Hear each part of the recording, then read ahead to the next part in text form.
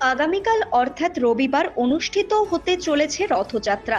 সেই উপলক্ষে শেষ মুহূর্তের প্রস্তুতি চলছে বিভিন্ন রথযাত্রা উদযাপন কমিটি ও মন্দিরগুলির। রায়গঞ্জ শহরে অনুষ্ঠিত একাধিক রথযাত্রার মধ্যে অন্যতম পূর্ব নেতাজি পল্লীর রথযাত্রা কমিটি। পূর্ব নেতাজি পল্লীতে অবস্থিত জগন্নাথ মন্দির থেকে এই রথযাত্রার সূচনা হবে আগামীকাল। অষ্টম বর্ষে পদার্পণ করল এই রথযাত্রা উৎসব। রথযাত্রা উৎসব উপলক্ষে সাজো সাজো রথ দেখা গেল মন্দির প্রাঙ্গণে। একদম শেষ মুহূর্তের প্রস্তুতি চলছে সর্বত্র। চলছে আলপনা, সুদৃশ্য দেওয়ালচিত্র সহ প্যান্ডেলের কাজ।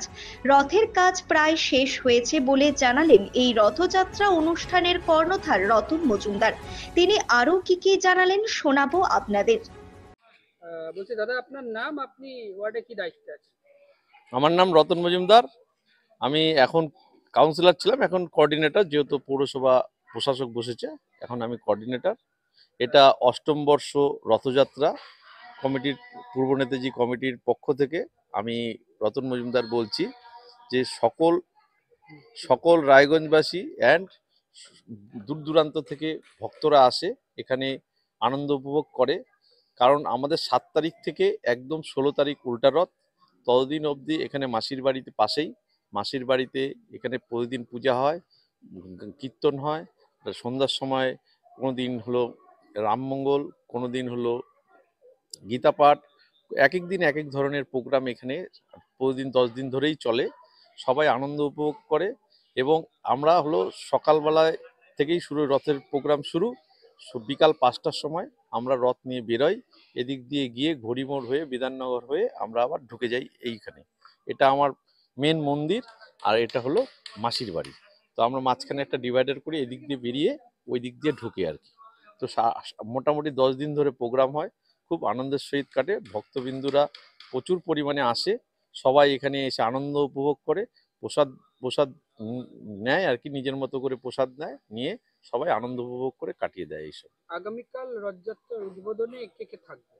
আমাদের রথযাত্রার উদ্বোধনে কে কে থাকবে বলতে এখানে সবাইকেই মোটামুটি নিয়ে হয়, ব্যবসায়ী মহল থেকে শুরু করে, বণিক সভা থেকে শুরু করে, স্কুলের সব হেডমাস্টারদের থেকে শুরু করে সব স্কুলগুলোকেও বলা হয়। এবং আমাদের প্রশাসক মণ্ডলীর যেহেতু সন্দীপ বিশ্বাস চেয়ারপারসন, গোড়া সরকার এবং আমাদের প্রাপ্ত এমএলএ এখনকার, মানে যেহেতু এখানে প্রার্থী হয়েছে আর কি, উনিও থাকে সব প্রোগ্রামে। আমাদের এই রায়গঞ্জের সব বিশিষ্ট জনেরাই থাকে, সব স্কুলের মাস্টার থেকে শুরু করে সব বিশিষ্ট জনেরাও থাকে।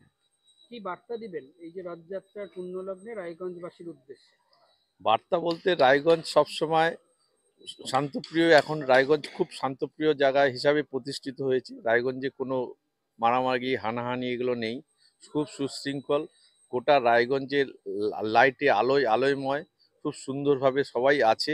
আরও দিনযাত্রা যেন সবার মঙ্গল কামনা করে, ঠাকুর যেন আশীর্বাদ করে, রায়গঞ্জের লোক যেন আরও ভালো থাকে, সবাই যেন আনন্দের সহিত এই জীবনটা কাটাতে পারে। ব্যুরো রিপোর্ট, নিউজ বৃত্তান্ত।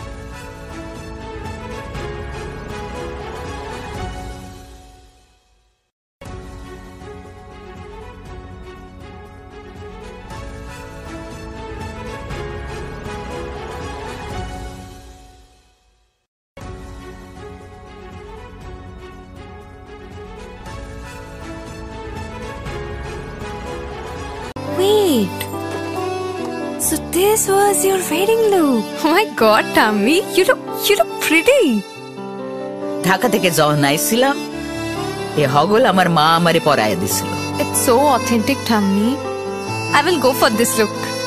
But what about my goina?